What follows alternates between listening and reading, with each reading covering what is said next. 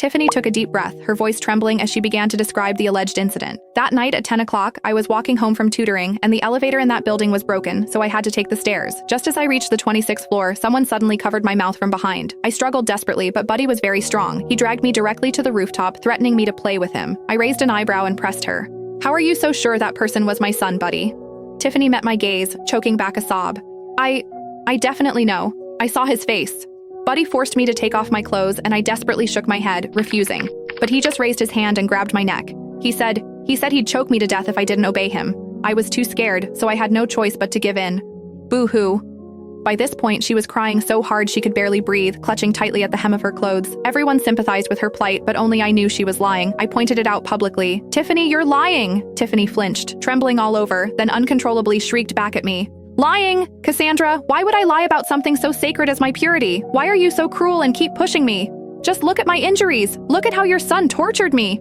She frantically tore at her clothes, revealing more bruises of varying depths. Tiffany's lawyer hugged the distraught Tiffany, sternly scolding me. "Defendant, how dare you say my client is lying? Tiffany's injuries are irrefutable proof. Your baseless accusation is a second victimization of the victim."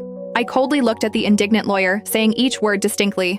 If she had truly seen my son, she wouldn't be saying such ridiculous things. The day my son and I moved, the only child Brenda and Tiffany saw was me.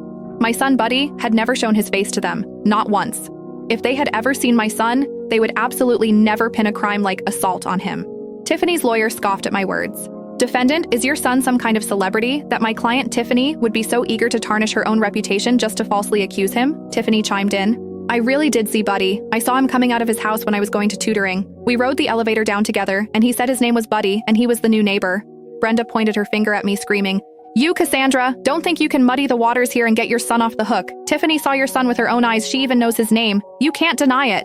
I watched the mother and daughter play off each other, finding it laughable. Tiffany spoke with such conviction because the hallway and the rooftop were surveillance blind spots. The mother and daughter exploited those blind spots, which is why they dared to fabricate such blatant lies. I didn't bother arguing with them further. Instead, I turned to the judge. "Your Honor, the plaintiff's testimony contains numerous contradictions and inconsistencies. It's simply not enough to corroborate the alleged assault by my son, Buddy."